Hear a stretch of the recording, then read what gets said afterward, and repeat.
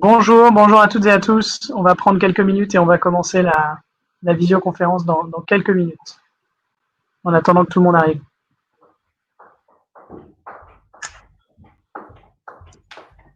Pour ceux qui sont familiers avec nos live storms, vous avez un sondage pour vous faire patienter. Combien de milliards d'euros seront consacrés à la transition écologique dans le plan de relance? 15 milliards, 30 milliards ou 50 milliards? À vos réponses. Alors oui, il faut qu'on désactive les notifications Julia et Anne-Laurence. En haut de l'écran, il y a une petite cloche, il faut cliquer dessus. Sinon, les participants vont entendre nos notifs tout le temps. Où ça? Alors attends, tac, tac, tac. En haut à droite, pardon. En haut à droite de l'écran. En haut à droite, il faut que je clique sur cloche, c'est ça? C'est ça. Ok.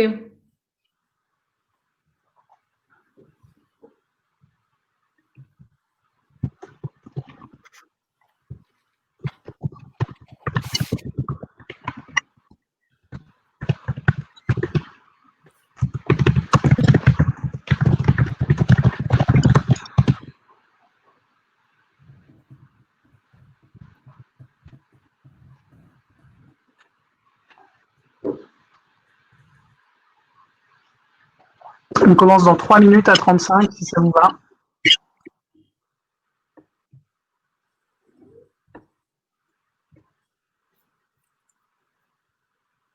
Alors, il y a plein de nouveaux noms que je ne connaissais pas, qui n'avaient pas participé à nos visios du confinement. Donc, bienvenue à vous.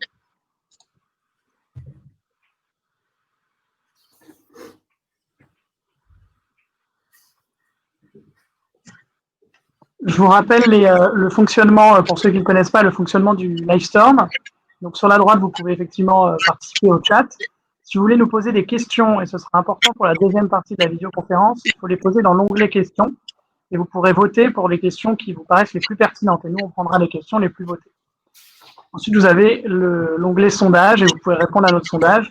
Est-ce que c'est 15 milliards d'euros, 30 milliards ou 50 milliards qui seront consacrés à la transition écologique dans le plan de relance?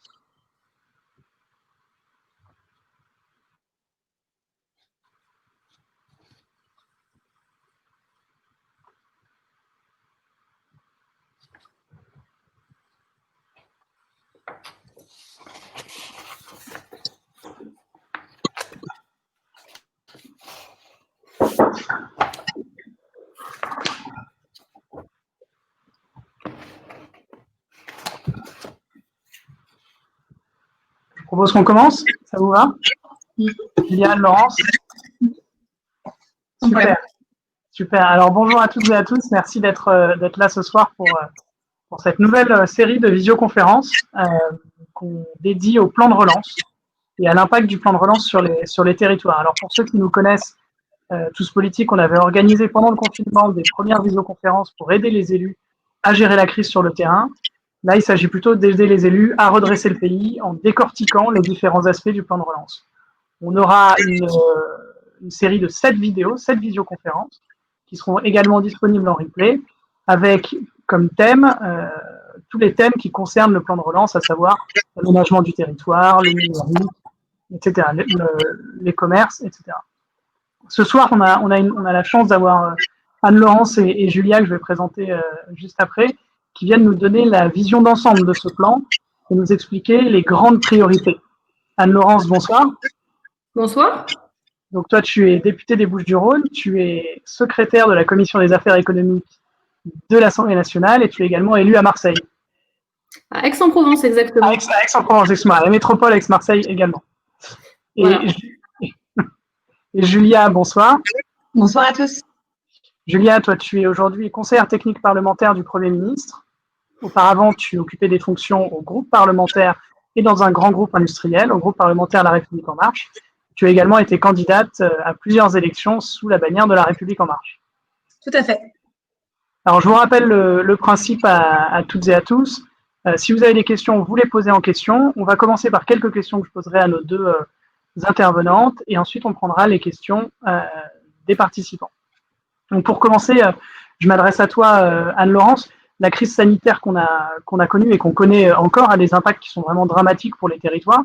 extrêmement important. Est-ce que tu peux nous brosser un tableau rapide de la situation? Alors, effectivement, déjà, bonsoir à tous et merci d'être là pour ce webinaire. Les impacts, en fait, vous les connaissez tous, mais on va les dérouler. Le premier des impacts, c'est l'impact économique. On en parle beaucoup et encore plus depuis hier, où on a un couvre-feu qui va intervenir et qui a un impact très, très important sur notamment le secteur des cafés et des restaurants. Donc, l'impact sur l'activité économique, moi, je dirais que l'arrêt complet de certaines activités a eu vraiment des répercussions sur l'emploi des secteurs touristiques, des cafés, des hôtels, des restaurants, de l'aéronautique qui est quasiment complètement à l'arrêt. Donc, ce qu'on a remarqué assez rapidement, c'est que des secteurs clés étaient des secteurs extrêmement impactés par la crise économique. Le secteur de l'aéronautique, j'étais il n'y a pas très très longtemps à l'aéroport pour justement aller voir les dirigeants de l'aéroport Aix-Marseille. C'est une catastrophe. Le secteur aéronautique subit vraiment de grosses pertes de chiffre d'affaires et du coup avec des conséquences éventuellement sociales. Alors on a eu nous le matelas du chômage partiel, de l'activité partielle et aujourd'hui ces secteurs qui sont très touchés bénéficient de l'activité partielle de longue durée et puis de beaucoup de dispositifs, mais néanmoins, ça reste un impact important. Il y a un impact économique qu'on voit peu pour le moment, c'est celui du BTP qui a été à l'arrêt pendant quasiment 3 mois, qui a eu beaucoup de mal à reprendre, qui s'était mis complètement à l'arrêt.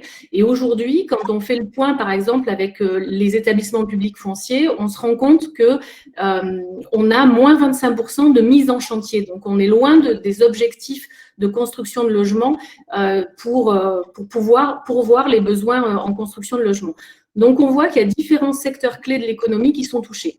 En revanche, quand on appelle les tribunaux de commerce, on n'a pas forcément actuellement les conséquences dans les tribunaux avec les dépôts de bilan. Ça va commencer et on saura définir exactement l'impact et mesurer cet impact à partir de janvier à peu près. Ensuite, il y a, si j'ai encore un peu de temps, 3 autres impacts qui ont été très importants. C'est celui sur la vie culturelle et la vie associative. Et là, il y a quelque chose qui a été un peu mortifère, c'est qu'on a subventionné beaucoup, on a continué les subventions, etc., ce qui était très bien, mais les aides qui sont allées beaucoup sur les entreprises qui étaient à la fois privées et subventionnées, avaient tendance à subventionner finalement ces aides l'arrêt d'activité.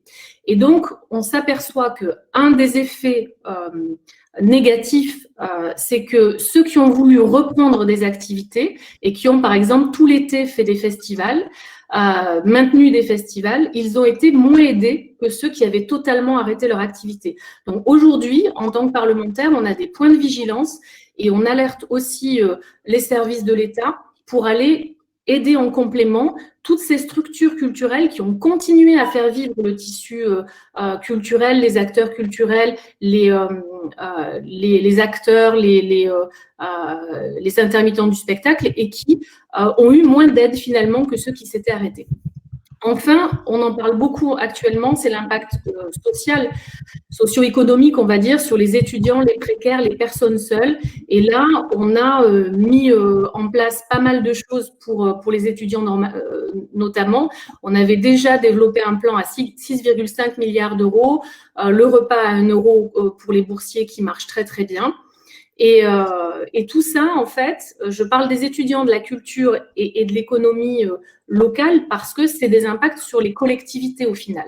Et ces impacts sur les collectivités, sur la vie locale, eh bien, c'est en premier lieu la baisse des recettes fiscales, évidemment, qui sont liées aux activités économiques.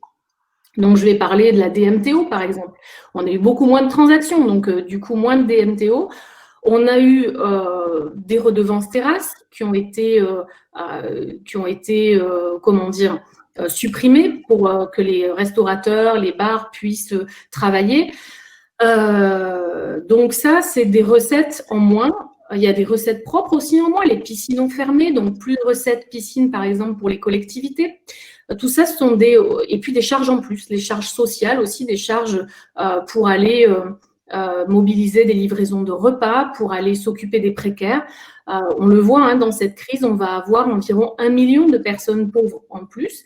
Et il va vraiment falloir qu'on se mobilise pour ces personnes. Et les collectivités sont à chaque fois en première ligne pour aller répondre aux besoins de leurs citoyens.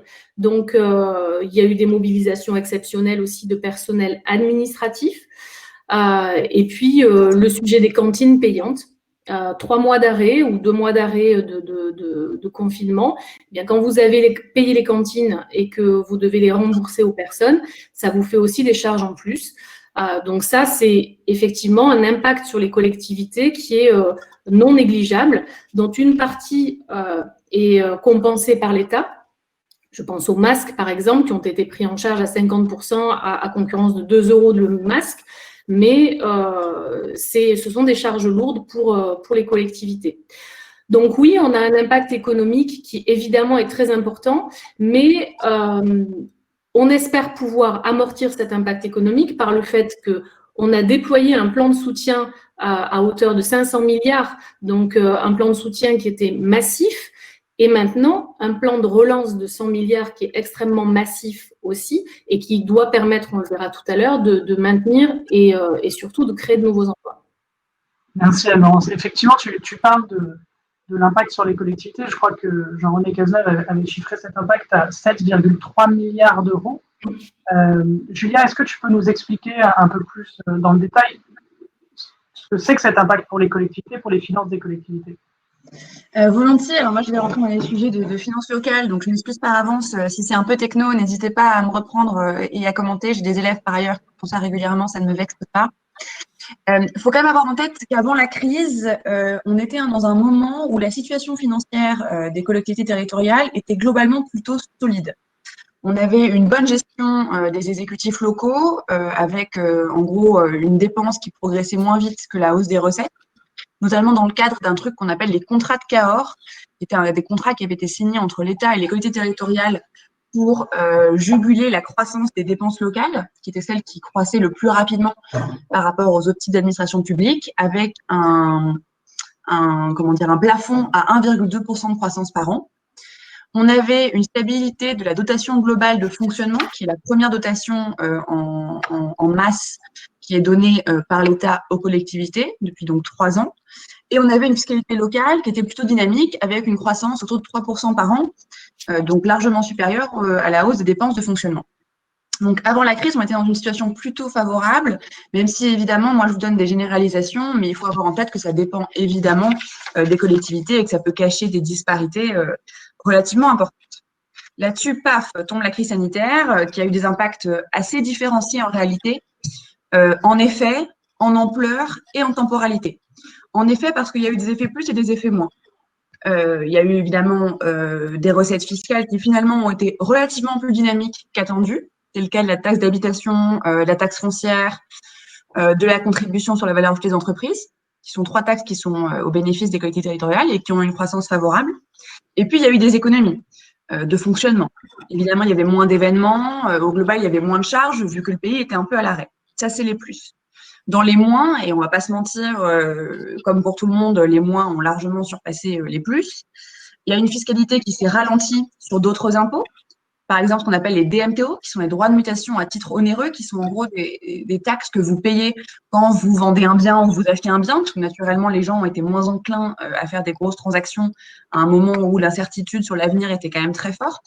Sur la TVA, parce qu'il y a une fraction de TVA qui va aux régions, on a quand même fait plus de magasins, moins d'emplettes, moins de TVA. Donc, il y a eu une baisse des recettes fiscales. Il y a aussi une baisse qu'on appelle les recettes tarifaires, c'est-à-dire c'est de l'argent qu'on récupère à titre budgétaire et non pas par la fiscalité, via des services qui sont rendus par les collectivités notamment, par exemple les activités périscolaires, les activités culturelles.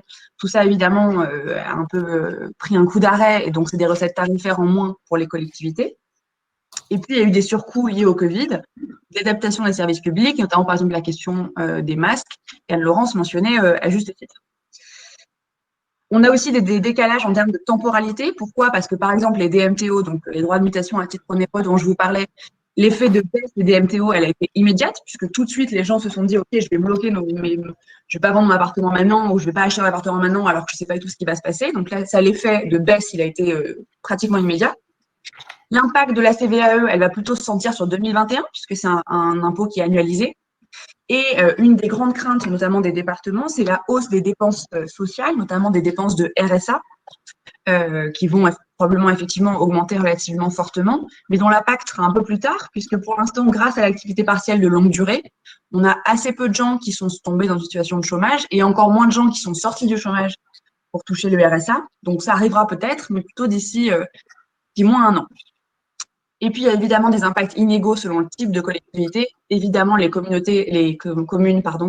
qui se reposaient largement sur le tourisme ont été plus impactées que celles qui avaient d'autres types de revenus. Ça a été aussi très difficile pour les outre-mer, comme évidemment le tourisme international s'est un peu arrêté, et notamment même les affaires, les vols, etc., ont été très contraints. Donc, elles ont été plus touchées que d'autres. Si on fait maintenant un peu la balance de tout ça d'un point de vue numéraire, qu'est-ce qu'on a? On a en gros une perte qui a été évaluée dans un rapport qui a été fait effectivement par le député qui est le président de la délégation des collectivités territoriales, très dur à dire ce mot, la délégation des collectivités territoriales à l'Assemblée nationale, qui a chiffré donc tout ça. Et en gros, on arrive à quoi? En gros, on a perdu environ 7,5 milliards d'euros de ressources des collectivités, quand on mélange tout, tarifaire, surcoût, fiscal. On a eu en revanche certains impôts qui ont été plus favorables en termes de rendement que ce qui avait été prévu, c'est ce que je disais au début. Ça a fait plus de 2,4. Et ensuite, si on fait la somme des dépenses supplémentaires moins les économies qu'on a eues du fait de l'arrêt de l'activité, ça fait moins 2,2. Donc, si on fait moins 7,5 plus 2,4 moins 2,2, on arrive à 7,25 et donc 7,3, qui au final, ce à quoi on chiffre la perte globale de moyens des collectivités territoriales sur l'année passée post-Covid. Merci Julia. Et justement, cette perte globale dont tu parles, le gouvernement l'avait bien anticipé et a mis en place un plan de soutien dès le départ des collectivités. Alors, Anne-Laurence, tu avais dit un mot sur les masques. Quels sont les autres éléments de ce plan de ces mesures pour soutenir les collectivités pendant la crise sanitaire, pendant la première vague? Alors, c'est un sujet c'est un plan qui était très généreux, mais qui n'est pas forcément toujours très lisible. C'est pour ça que c'est aussi important de s'en parler, parce qu'il a été étendu via 4 types de véhicules. Donc, d'abord, il y a eu les réponses d'urgence qu'on a fait de manière réglementaire tout de suite pour faciliter l'amortissement pour les collectivités. Par exemple, on a versé plus vite les dotations. Donc, dotation globale de fonctionnement, on l'a versé de manière anticipée pour aider la trésorerie des collectivités. On a fait des avances de trésorerie, des avances de recettes fiscales. On a suspendu les contrats de Cahors dont je vous parlais qui plafonnaient les dépenses de fonctionnement. On a facilité certains dispositifs. Par exemple, normalement, il y a des règles assez strictes sur ce que vous mettez, vous savez, dans votre bilan quand vous êtes une collectivité. Vous avez des dépenses de fonctionnement et des dépenses d'investissement. C'est un moyen de bonne gestion. On a facilité les transferts de l'un vers l'autre pour harmoniser un petit peu tout ça. J'arrive. Et on a pris en charge un certain nombre de dépenses, notamment sur l'éducation, sur les EHPAD, sur les masques, etc. Ça, c'était les premières mesures un peu dans le feu de l'action. Deuxième round, il y a eu ce qu'on appelle le PLFR 3, qui est donc un format de projet de loi de finances rectificatif, donc qui vient rectifier le budget qui a été voté en janvier, qui a acté pour le coup un soutien inédit aux collectivités territoriales jusqu'à 5,2 milliards d'euros, donc à mettre un peu en rapport avec les 7,3 dont je vous parlais tout à l'heure, avec 1 milliard de plus dans la dotation d'investissement local des collectivités, 4,2 milliards de budgétaires, de crédits pour compenser les pertes de recettes qui a été fait sous la forme d'un prélèvement sur recettes de l'État. On a pris des recettes de l'État dans les impôts, on les a virés aux collectivités. Des avances de fiscalité et puis tout un tas de dispositifs que je vous épargne, mais budgétaires et comptables, pour faciliter la gestion des élus locaux au quotidien, notamment en étalant les dépenses de fonctionnement, en permettant un recours à l'emprunt. Enfin, on a essayé de considérablement flexibiliser nos processus pour répondre à la crise. Troisième étape, arrive le PLF, donc qui est en ce moment le projet de loi de finances, qui est en ce moment en discussion à l'Assemblée nationale. Dedans, on y trouve quoi? On y trouve 9,5 milliards de soutien à l'investissement local, donc pour relancer la machine, notamment pour les capacités d'autofinancement des collectivités qui sont un peu ce sur quoi ils s'appuient pour décider s'ils peuvent investir ou non. Ensuite, le plan de relance dont on parlait Anne-Laurence, qui fait 100 milliards, il y a 15 milliards qui financeront des projets locaux. Il faut avoir en tête que 15 milliards, ça représente environ 50% des dépenses d'équipement des collectivités, de toutes les collectivités. Donc, c'est quand même un beau panier de la mariée. Et tout ça va se manifester via une contractualisation avec les régions, dans le cas de contrats de relance, pour permettre que les crédits soient distribués au plus près des territoires. Un des grands flux du plan de relance, du PLF, c'est la baisse des impôts de production. Je ne sais pas si ça vous parle. Je vais tenter au cas où ça ne vous parle pas. Il y a deux types d'impôts, il y a deux grandes impôts de production qui sont payés donc du coup par les entreprises et qui reviennent aux collectivités territoriales. On a décidé de les diviser de moitié sur 2 ans, de manière à renforcer la compétitivité de nos industries. Pour autant, il n'était pas question que les collectivités territoriales soient spoliées de ces revenus. Et donc, qu'est-ce qu'on va faire? On va les compenser. Et on va essayer de trouver la compensation la plus favorable. C'est-à-dire que, d'une part, on va transférer une partie de la TVA qui est perçue par l'État pour compenser la baisse des impôts, donc qui sera dynamique, c'est-à-dire que plus on reprendra à consommer, plus on aura de versements aux collectivités. On va faire un autre prélèvement sur recette de l'État pour la baisse des impôts fonciers, qui sera évolutif en fonction des bases. C'est-à-dire que si demain il s'ouvre un nouvel établissement industriel, on accroîtra le prélèvement sur recette pour prendre en compte le développement économique finalement. Parallèlement, on va abonder le fonds de péréquation de mes fameuses DMTO. Ça veut dire quoi? Ça veut dire qu'on va mettre de l'argent pour assurer qu'il y ait une redistribution horizontale entre les collectivités et que les collectivités pour lesquelles ça a été la moins favorable bénéficient quand même de ces fonds pour rééquilibrer un peu la balance. Le dernier onglet, c'est le PLFR 4, c'est-à-dire la nouvelle loi de finances rectificative de fin de gestion qui interviendra en novembre, dans lequel on va verser au pot 115 millions d'euros. Alors, on parle tellement de millions et de milliards qu'à la fin, on ne se retrouve plus tellement, mais ça fait quand même des sous, pour ce qu'on appelle le fonds de stabilisation des départements. Et c'est quoi l'objectif de faire ça? C'est de pouvoir redistribuer aux départements qui seront les plus touchés par la hausse du RSA, donc en gros les départements les plus pauvres, leur donner, entre guillemets, un peu plus de moyens pour prendre en considération le fait qu'ils vont avoir une croissance des dépenses qui sera plus importante que d'autres départements plus favorisés. Donc l'un dans l'autre, ça fait quand même un soutien qui est assez massif et qui va se dérouler dans le temps en fonction des besoins. Alors, merci Julia pour ces précisions. Alors, c'est un peu technique, mais je trouve que tu vulgarises bien, donc ça, c'est bien pour nos participants. Anne-Laurent, je me tourne vers toi. On a parlé de l'impact, on a parlé des mesures de soutien aux collectivités. Maintenant, il faudrait qu'on parle aussi du plan de relance en lui-même, parce que c'est un plan de relance massif qui a été présenté par le Premier ministre le 3 septembre et qui a vocation à représenter une véritable feuille de route. On n'est pas uniquement dans le défensif, mais on est dans l'offensif. Est-ce que tu peux nous donner les grandes priorités de ce plan de relance et comment est-ce que toi, tu le vois? Alors, en fait, ce plan de relance, il est massif, comme tu l'as dit. En ce moment, je ne sais pas si vous le savez, mais le budget est en train d'être examiné à l'Assemblée nationale et le rapporteur général du budget l'a bien dit et redit. Je pense que c'est la première fois qu'on a un budget avec autant d'argent qui est examiné à l'Assemblée nationale et c'est inédit et exceptionnel, mais c'est à la hauteur de la crise qu'on est en train de vivre. Donc, ce budget, en fait, il a été conçu pour agir vite, mais aussi pour opérer une transformation et bâtir finalement la France de 2030. Donc, c'est un budget qui se projette.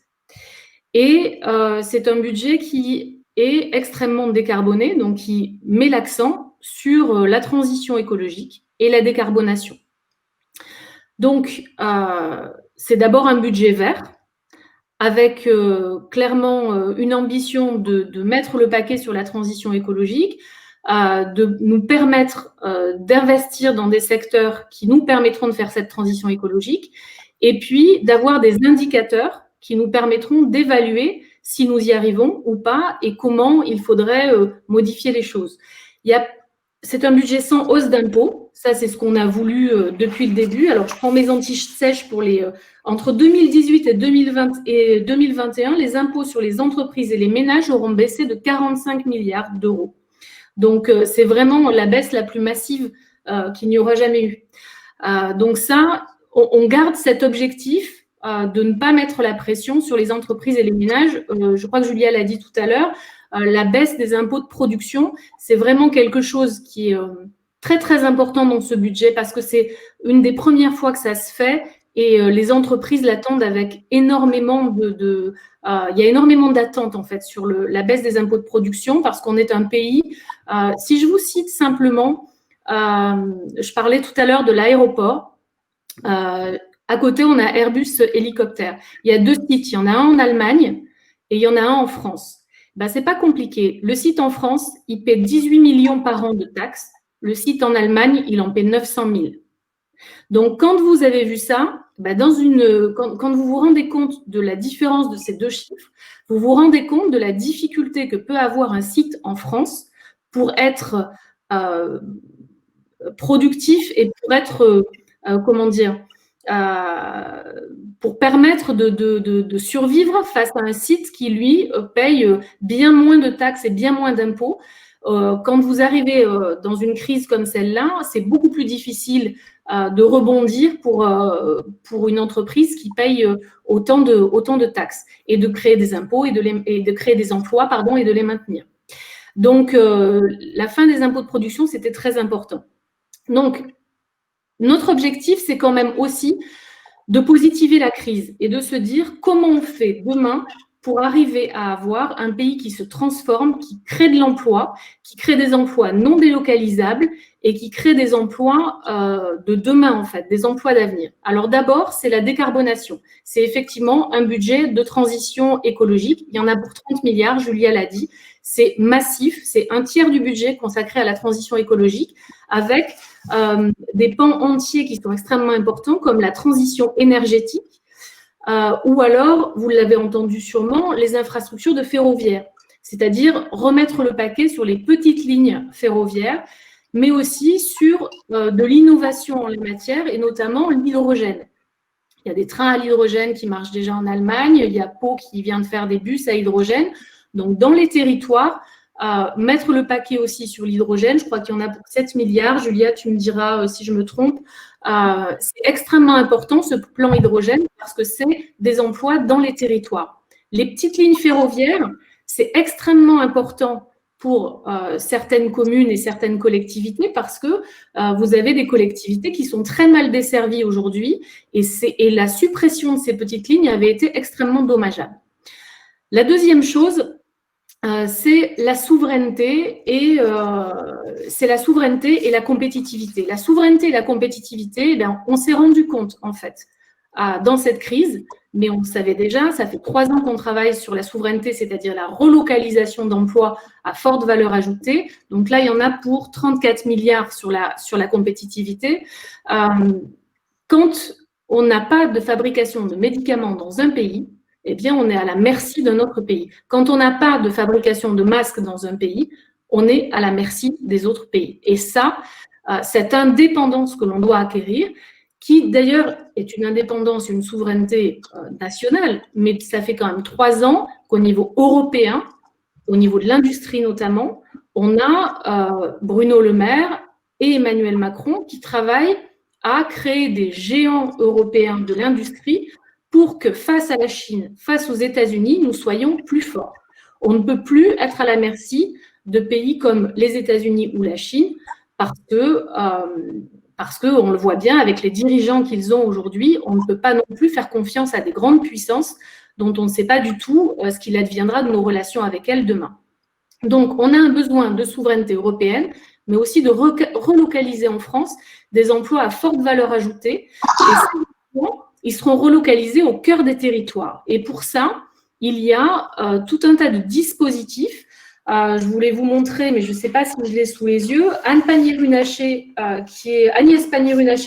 qui est la secrétaire d'État, la ministre, maintenant, déléguée à l'industrie, a produit ce petit, je ne sais pas si vous le voyez, ce petit guide qui est extrêmement intéressant et qui est à destination notamment des élus locaux. C'est pour ça que je vous le montre.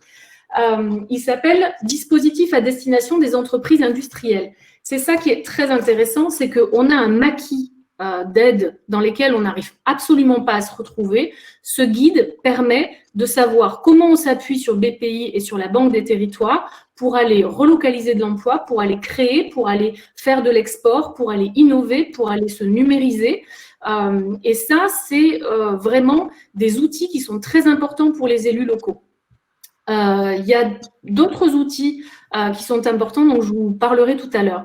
Donc, écologie, c'est 30 milliards, c'est une enveloppe globale avec 4 secteurs prioritaires, la rénovation énergétique des bâtiments, les transports, la transition agricole et l'énergie, la compétitivité pour soutenir l'innovation en opérant évidemment la transition environnementale. On ne fait pas de l'innovation, on fait de l'innovation en maintenant ce cap de l'environnement.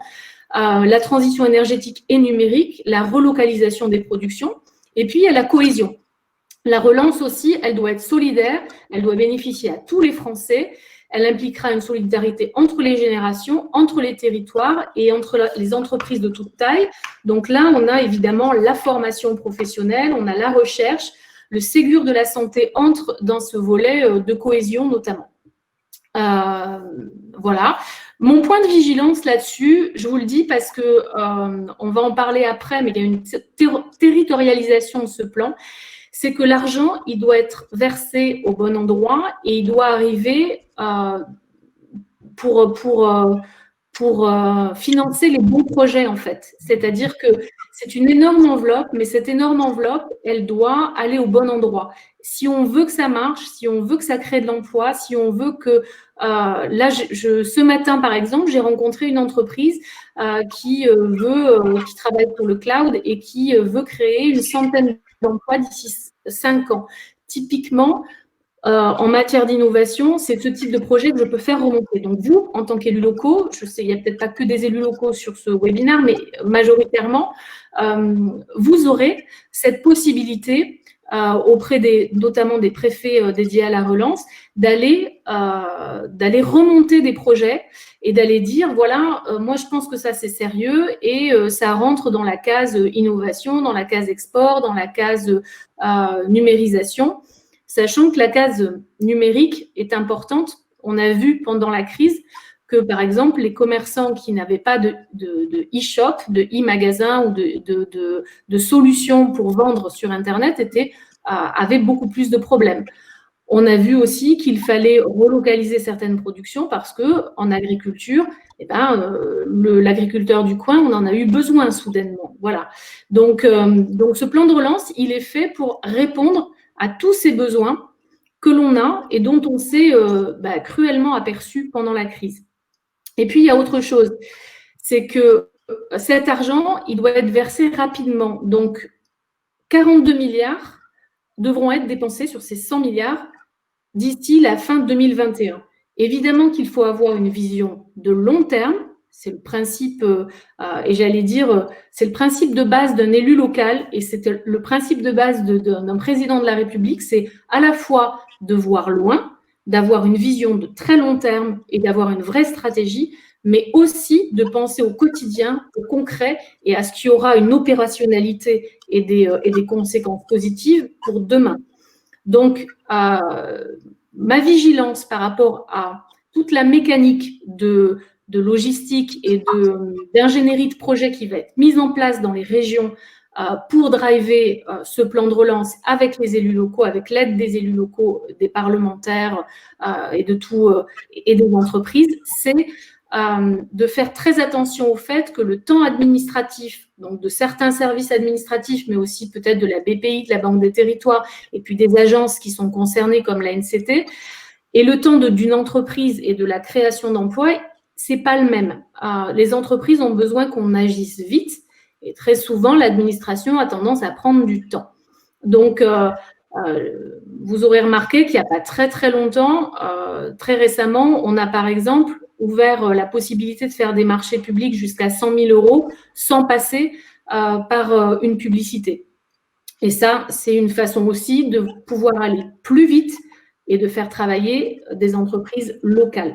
Donc, les collectivités, elles auront clairement un rôle fondamental à jouer dans le déploiement du plan de relance et dans la possibilité de faire émerger des projets qui seront créateurs d'emplois pour vos territoires.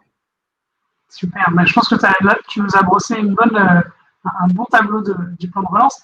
Il y a un enjeu que tu as évoqué qui est celui de la territorialisation, j'essaye de le prononcer correctement aussi, du plan de relance et de son côté actionnable. Et c'est d'ailleurs une des questions qui nous est, plusieurs questions qui nous sont posées, notamment, je crois que c'est Janine qui posait une question là-dessus.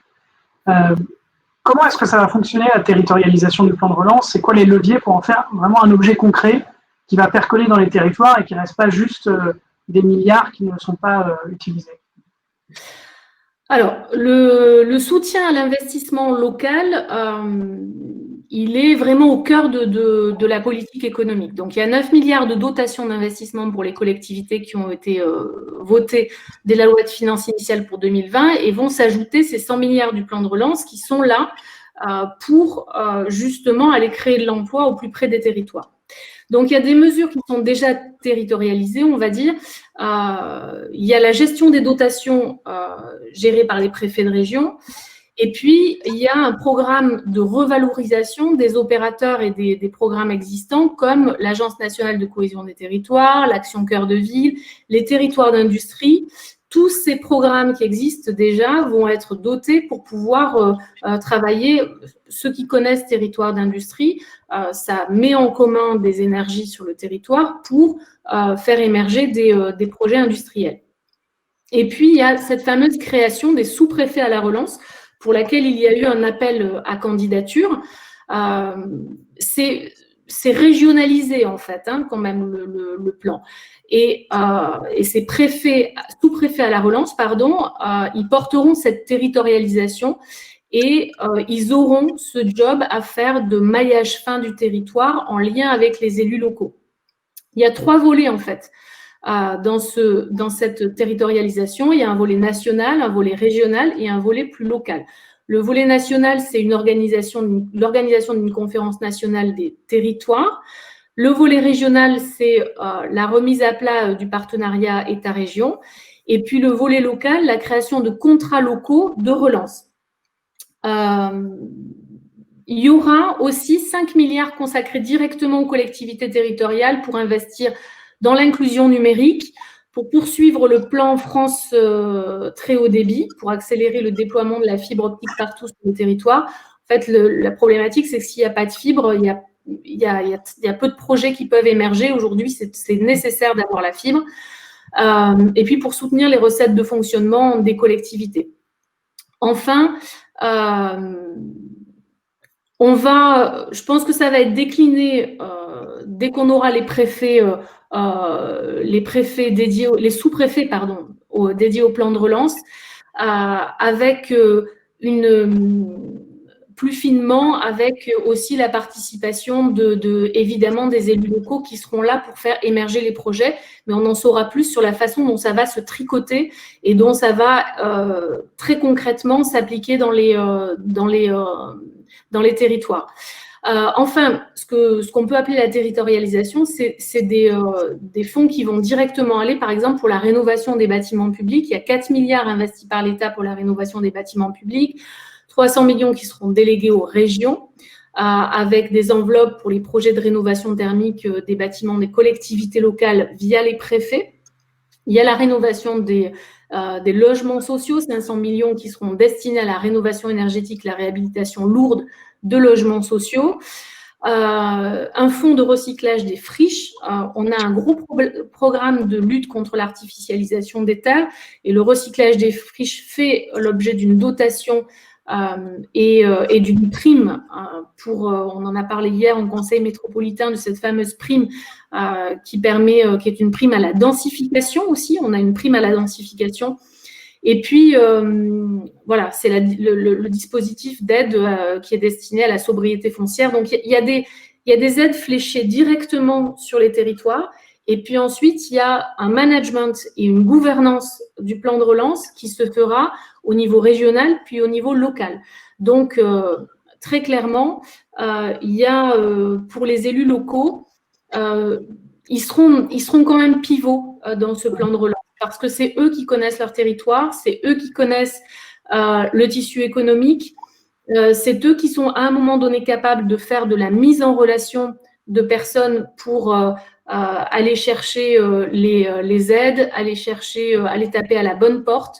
Moi, en tant que députée, on vient me voir toujours quand on ne sait pas où trouver une information. Ben, on va voir le député et moi je dis là, je vous mets en contact avec BPI, je vous mets en contact avec tel organisme, j'appelle la directe pour vous, j'essaie de trouver des solutions.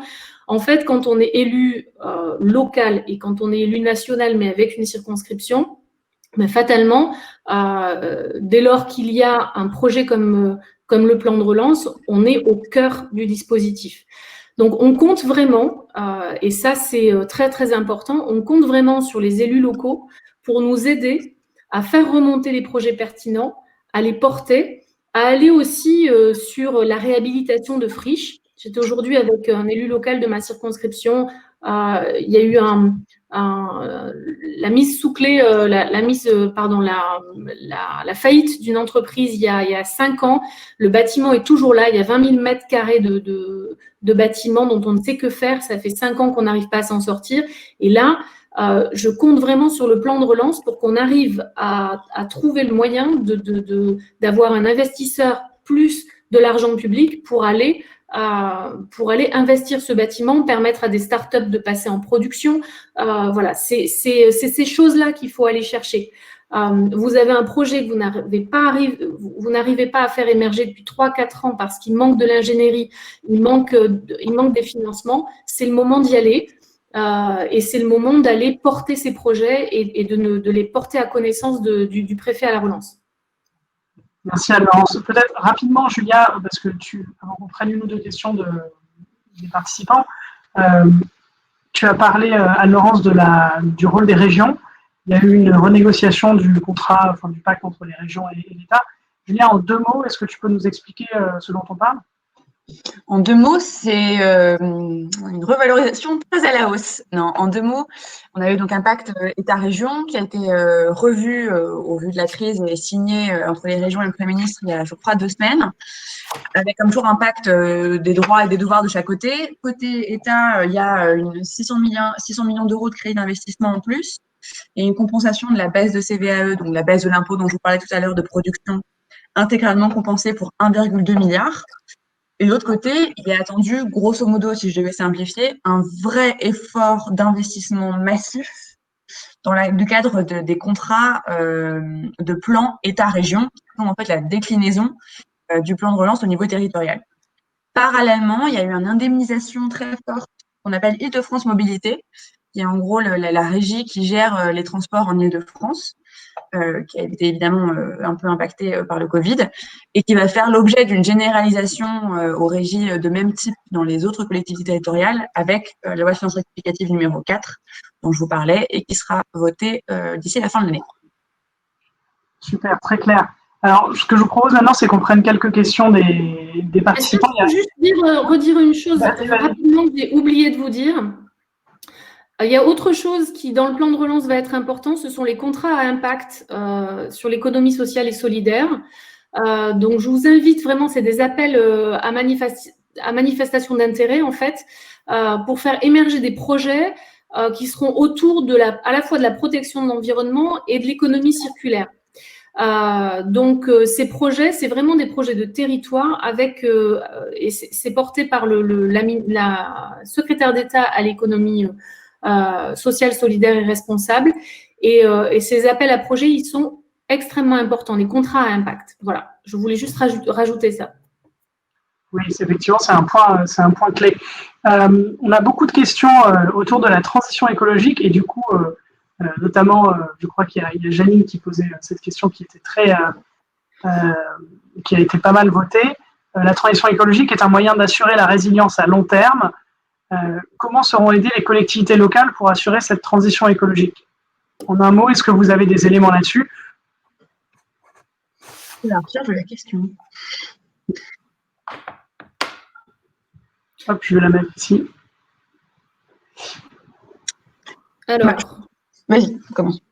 Non, mais vas-y, Julia, si tu veux. Mais j'ai mis normalement sur. Je vous disais tout à l'heure qu'effectivement, il y a il y a la rénovation des bâtiments publics, par exemple. En fait, on a fléché certaines choses sur la transition écologique qui sont particulièrement importantes, dont la rénovation des bâtiments publics, la rénovation énergétique. Et là, pour le coup, on a directement des fonds qui vont aller aux régions, qui vont aller via les préfets directement aux collectivités pour qu'elles rénovent leurs bâtiments, par exemple. Idem pour les logements sociaux. Quand je vous ai parlé tout à l'heure du fonds de recyclage des friches et de la prime à la sobriété foncière, enfin, vous savez qu'aujourd'hui, une des politiques d'urbanisme, la politique d'urbanisme qu'on souhaite mettre en place, c'est une politique qui est moins consommatrice de terre parce que les terres agricoles, les sols en général, qu'ils soient des sols agricoles ou qu'ils soient des espaces naturels, sont des puits de carbone. Donc, on a un enjeu de transition écologique à préserver et surtout un enjeu climatique à préserver ces sols. Donc, on développe derrière une politique d'urbanisme qui s'adresse directement aux élus locaux et aux élus de métropole, d'intercommunalités qui gèrent l'urbanisme pour accélérer la sobriété foncière et la densification et le renouvellement urbain. Et ça, on a l'ANRU pour le renouvellement urbain et on a l'accompagnement des communes dans le développement d'équipements publics outre l'ANRU, on a sur ces équipements publics 350 millions qui sont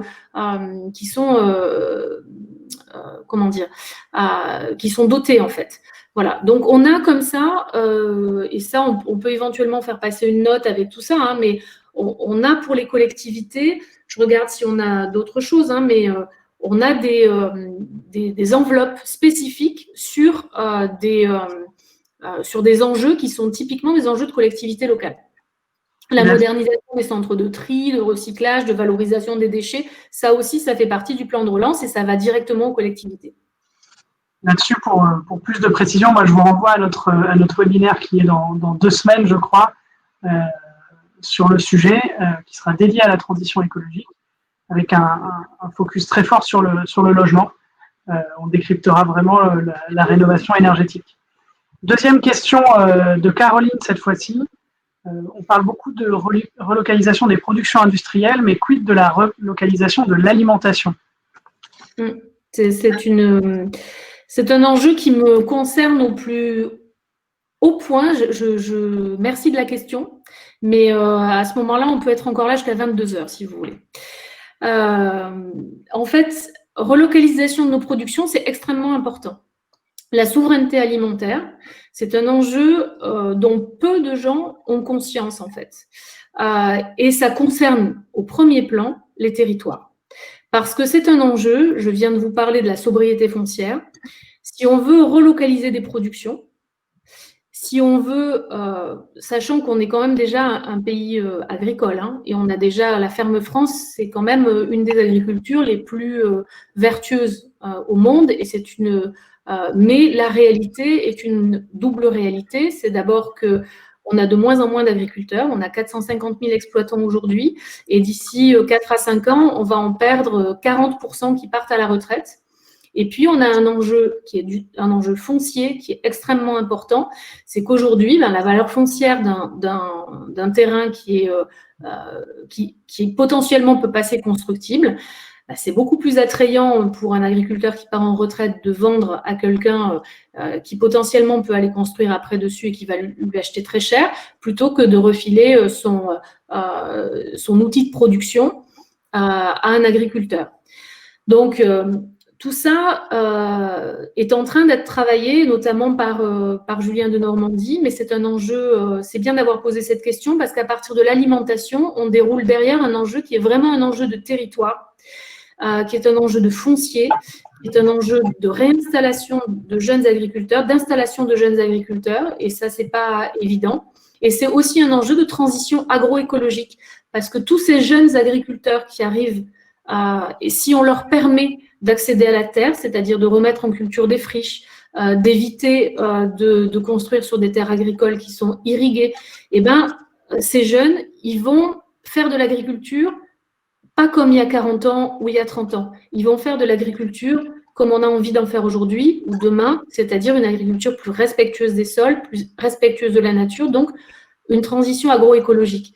Et c'est ce changement générationnel dans l'agriculture qui va nous permettre ce changement agroécologique. Roman, si tu me permets de rebondir 30 secondes. Sur ce sujet, effectivement, c'est un sujet que je trouve intéressant parce que c'est vrai qu'on a beaucoup mis l'accent, en tout cas les médias ont beaucoup mis l'accent sur le sujet de la relocalisation des industries, alors qu'en réalité, il y a un vrai pan du plan de relance qui est consacré à la transition agriculture, agroécologique. Notamment pour les circuits courts, il y a quand même 500 millions d'euros qui sont consacrés à encourager et à favoriser le développement des circuits courts. Il y a 250 millions d'euros qui sont consacrés au bien-être animal, 250 millions d'euros qui sont consacrés à la modernisation des équipements, notamment des abattoirs, et à des équipements davantage économes en énergie, etc. Et puis, il y a 200 millions d'euros qui sont consacrés à une production locale pour compenser justement des effets désintéressants de produire localement par rapport à sa pêche d'Espagne et pour favoriser le développement de ces agricultures-là. Donc, c'est pas du tout un pan qui est oublié, il a juste été un peu moins mis en avant parce qu'il s'est un peu noyé dans les 30 milliards de la transition écologique, mais je pense que c'est important de le porter aussi parce que c'est comme disait Laurence, extrêmement important pour la suite. Alors, je rajoute juste une chose, si tu me le permets, Roman. Oui, bien sûr. Parce que du coup, là, ça s'adresse directement aux élus locaux. Vous pouvez, être acteur de la relocalisation des productions alimentaires. Et vous avez des outils pour ça. Vous avez les zones agricoles protégées, c'est-à-dire que dans vos plans locaux d'urbanisme, vous avez la possibilité d'insérer des zones agricoles protégées et de, quelque part, sanctuariser des terres agricoles et de remettre en culture ces terres et d'installer des jeunes agriculteurs. Vous avez la possibilité de contractualiser avec la SAFER et avec Terre de Liens, par exemple, qui est une foncière agricole solidaire. Vous avez cette possibilité, avec la Chambre d'agriculture, la SAFER, Terre de Liens, d'aller faire des projets alimentaires territoriaux aussi. Donc, la loi d'avenir pour l'agriculture, l'alimentation et la forêt de 2014, dans son article, je crois, 31 ou 39, vous avez les projets alimentaires territoriaux. Il y en a peu pour le moment sur le territoire. Je crois qu'il y en a une centaine. On avait prévu d'en faire 500 à fin 2020. On est loin du compte. C'est des projets qui permettent de fédérer un partenariat entre plusieurs agriculteurs, une collectivité, pour faire de l'alimentation de circuits courts, alors pas de circuits courts, parce qu'un circuit court peut venir de très loin, de l'alimentation locale pour aller alimenter, par exemple, le collège, l'EHPAD, de la restauration collective. Et du coup, de créer des emplois de l'économie sociale et solidaire pour faire de la transformation, de la logistique. Tout ça, c'est des outils qui sont sans doute parfois peu connus, mais qui sont dans les mains des maires. Merci. Je ne te savais pas, Laurence, aussi férue d'alimentation locale. J'adore l'agriculture. D'en reparler à l'occasion d'un prochain webinaire. C'est vrai que c'est un sujet passionnant. C'est très intéressant. Une dernière question, parce qu'après, je sais que vous devez nous quitter et on a déjà largement dépassé le temps imparti. Tu parlais, Anne-Laurence, dans ton intro des étudiants. Et donc, on a une question de Vincent qui nous dit « Le président a annoncé une aide de 150 € pour les bénéficiaires des APL. Mais le gouvernement a annoncé que les bénéficiaires seront ceux du RSA, excluant les étudiants. Qu'en est-il exactement? Et comment le plan de relance va intervenir pour les étudiants? » Alors, qui pose la question? C'est Vincent. Je la mets en… Alors, Vincent, effectivement, j'ai vu qu'il y avait une sorte de bug, on va appeler ça comme ça. Si Julia voudra rajouter quelque chose. Aujourd'hui, j'ai pas suivi j'étais justement en permanence territoriale chez des maires, donc je n'ai pas suivi cet épisode du RSA, mais j'ai écouté ça à la radio ce matin. Apparemment, il y a des annonces qui ont été faites et qui ne correspondent pas à la réalité de ce qui va être fait. Moi, je pense que certes, on a fait pas mal pour les étudiants, mais c'est une catégorie de personnes qui est extrêmement précarisée et précaire aujourd'hui et qui est en première ligne parce qu'il y a moins d'emplois en fait. Les petits emplois, en fait, on s'en est aperçu dans la crise, les premiers qui ont été touchés, c'est les intérimaires, les indépendants, les petits contrats pour les jeunes, etc. Donc là, on a vraiment un énorme souci. Et alors, on a fait des choses. Hein. On a déployé un plan de 6,5 milliards avec un plan aussi chez Elisabeth Borne de Un jeune, une solution. Depuis la rentrée, on a augmenté aussi leur pouvoir d'achat. Le repas du Crous est passé à 1 euro. Il y a 100 000 formations pour les jeunes sans qualification, 300 000 contrats d'insertion. Il y a des aides à l'embauche, 4 000 euros d'aide à l'embauche pour un jeune de moins de 26 ans, 8 000 pour l'embauche d'un apprenti, 100 000 nouvelles missions de service civique mises en place. Je pense d'ailleurs que ces missions de service civique, il va falloir les élargir beaucoup plus. Moi, je pense que toutes les associations là qui vont pas avoir, parce qu'en fait, les milieux culturels aussi ont été touchés, les associations sont touchées. Donc, c'est souvent des gens qui ont des secteurs qui ont besoin de petits boulots ou de bénévolat parfois, mais de petits boulots et de petits contrats qui conviennent très bien aux étudiants. Il a raison, Vincent. Je pense que je vais peut-être aller. Ce que je vais dire, c'est une opinion en fait qui est personnelle, mais il faut que j'en discute avec mes collègues parce qu'on n'a pas eu le temps d'en discuter aujourd'hui. Mais ce petit bug là qu'on a entendu aujourd'hui, il faut vraiment s'y pencher parce que clairement, il est hors de question qu'on se retrouve encore, comme pendant le confinement, à être obligé d'aller faire des collectes pour aller donner à manger à des étudiants. Pardon ? Non, je t'écoutais, mais j'ai bugué. En fait, ma page s'est rafraîchie. Voilà. Et donc, c'était quand même intenable de voir comment on a vu les étudiants dans un tel état de précarité pendant le confinement. On avait des gens qui ne pouvaient pas sortir de Crous, ils étaient loin de chez eux et ils n'avaient pas à manger, quoi. Enfin, voilà, on est en France, on est dans une démocratie libérale. C'est pas possible que nos étudiants puissent pas manger à leur faim, quoi. C'est clair. Merci Anne-Laurence, merci Julien. On va conclure cette visio passionnante. Je conclurai juste donc en vous remerciant vraiment chaleureusement à toutes les deux d'avoir pris le temps de discuter de ces enjeux-là. Donc pour tous les participants, cette vidéo est disponible en replay. On va la mettre dès lundi sur notre chaîne YouTube, vous pourrez la partager. Et je vous donne rendez-vous la semaine prochaine, ce sera mercredi soir, sur la dimension européenne de ce plan de relance et le rôle de la délégation française. Ce sera avec Stéphane Séjourné, qui est président de la délégation française Renaissance. Et ce sera passionnant. Voilà, je vous souhaite une très bonne soirée à tous. Merci encore Julia et Anne-Laurence. Bonne soirée à toutes les deux. Bonne soirée à tous. Merci à vous.